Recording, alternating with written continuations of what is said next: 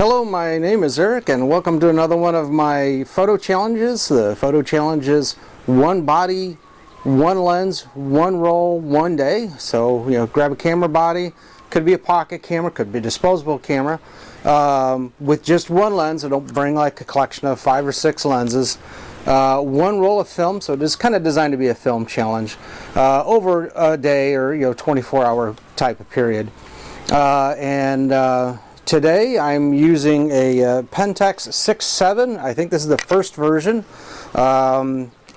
Just recently got service, so it's all nice and good. And a friend let me borrow his 200mm f4. So on a 6.7, this is going to be more like a 130mm kind of a portrait lens, maybe even a 120 portrait lens. It is a kind of a wet February day. It's kind of raining a bit, so instead of going out, I'm going to try to shoot things around the house because the camera is not necessarily weather resistant. So I'm going to shoot textures and footprints and things like that, and we'll see what I get. Now this camera uses medium format film. That'd be 120. It does flip around for I think 220, but you can't find that film anymore unless it's really expired, and you got to make the normal expired film adjustments. But what I did with this one is I took a roll of 35mm and bought some adapters on eBay. You can get them $10 or less, and I put a roll of 35mm in here, which is going to do two things. One, I don't know how many exposures I'm going to get. The calculation's about half, but because of spacing and stuff, you're not 100% sure. So I'm going to have to count. I'll probably count to about 13 or 14, so I may not use up all the film. Two, the framing of a medium format is like huge, but the 35mm is like this, so it's going to bleed over into the sprockets, which could be kind of cool. The other problem is because I don't have, and there's almost no way to put a 35mm spacing inside the viewfinder. I've got to watch my framing because I've got to try to keep it in that middle horizontal plane, like middle third, so 1/3, 2/3, third, the middle third. Otherwise, I'm going to cut off things and maybe not have it framed the way that I want. But that's okay. That's experimenting, and that's if you take the shot and realize you didn't get it after you get the film developed, guess what? Go back and try it again, and learn the technique. And let's see what I can get around the house, and hopefully the camera doesn't get too wet. All right, let me see what I can do. So on this particular Pentax 6.7, it does not have a meter, and yes, I'm getting a little rained on. So I'm going by what's called a sunny 16 rule. And the sunny 16 rule says on a sunny day, and this is not a sunny day, so I'll tell you about the adjustment. At f16 on your lens, your shutter speed should match whatever film speed you have. Now I've got some Fuji 400 in here that's fresh stock, so no exposure adjustment there. And at f16 I should be about a 400th of a second. Now this camera doesn't have a 400th of a second, so I'm going to back it off 1 to 250. Now this is kind of an overcast day, so I'm going to pull it back even 2 more stops. So instead of a sunny 16, I'm going to do a cloudy f8 at a 250th, and we'll see how my exposures come out. Alright, let me get to some more shooting. Okay, so the counter got to about 12, and now it's not letting me advance. It's winding rather than locking the shutter, so probably not going to be a full roll anyway. Looks like I got to about shot 12. Probably have a couple more in there, but it's not letting me cock the shutter. It just wants to wind as if you were done with a roll of 120, which I get because a normal roll of 120 would be about 12 shots on this. So I'm going to take it into a dark room and unspool it because the film adapter is with the 35mm on the fresh side, and it's winding raw film onto a spindle, 120 spindle, onto the done side. So I can't open the back because then I will expose all the film and ruin it.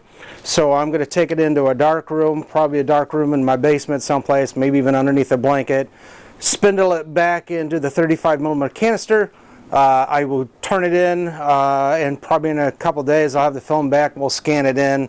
That'll be a fun thing to see how those come out. All right. Feel free to share, like, comment if you want to see me use different cameras. I had someone ask me to use a 6.7, so I got a hold of one. If you want me to use different films, I can try different films. I've got a bunch of stuff that's kind of fresh and some expired stuff, but we'll see how it goes. I don't mind trying new film. All right, thanks for watching. Okay, so I got my film back from the Pentax 6.7 with the 35mm adapter in, and I put it on the fresh film side and fed it to the take-up spindle and wound it and thought I made it to about 10 or 12 photos. Unfortunately, something happened and I got a completely blank roll of film. You can see kind of where I loaded it, and then it's all clear. So one of a few things might have happened. One, what I think happened is because the take-up spindle didn't have the width of like 120 film, it only has that like center section of 35mm. It wasn't hitting a pressure plate or something like that, so the shutter curtain maybe wasn't opening. It was just advancing, letting me fire like it was trying to load, but never did. There's not even a trace image here, so like the shutter curtain wasn't even, you know, opening and closing correctly. All my adjustments should have been fine, but maybe not. So, and I know the camera works because a friend of mine fired off a roll of 120 with that camera like a few weeks earlier, and it's got a fresh battery and everything. So what I'm thinking is with this particular adapter piece, I've got to unwind all the film out of the canister and put the canister and its adapter in the take-up side, not the fresh film side, so that it hits certain pressure points, so that it advances correctly. But you know what? That's what happens. You go out, shoot film. If you make a mistake, you learn from the mistake.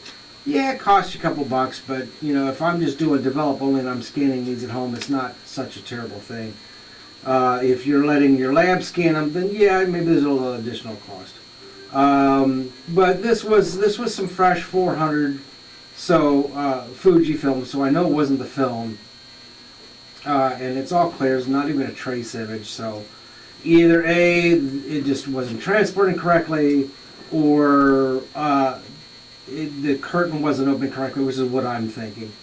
So I loaded up the Pentax 6.7 about a couple hours ago with some fresh 120 film, and maybe we'll show that in a future episode. But hey, I'm willing to show my mistakes, so you know, as long as you're willing to deal with your own mistakes, you know, it is what it is. So feel free to like, comment, share your experiences with, you know, misloads or misfires, and hey, it happens. That's okay. You'll learn. But feel free to share, like, comment on this video, and I'll see you next time with the next video. And I think the next one's coming up soon with a little point shoot, so hopefully we'll have some good results out of that. I've got a couple rolls of film in the lab right now. There's a roll of slides, which is taking some extra long time because the local lab doesn't do slide film in-house. Black and white from medium format. So, it is what it is. All right, thanks a lot.